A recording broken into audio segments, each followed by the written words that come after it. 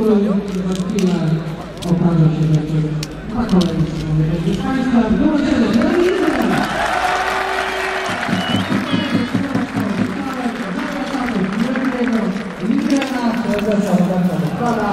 i za chwilę Fredrik Lindgren.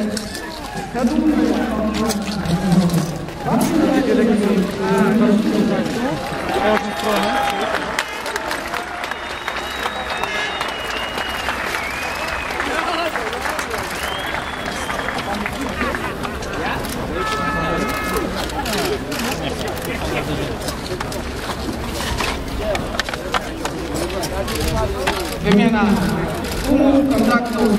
Prezes Robert Hoffman, Fredrik Lindgren. A więc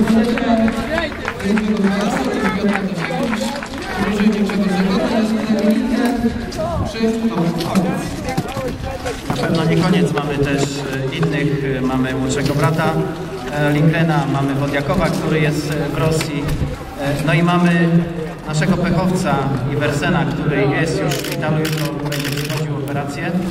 Także trzymajmy mocno kciuki za niego i chciałbym również Państwa poinformować, że Nils Christian Iversen na kolejne 2 lata związał się z Zieloną Górą.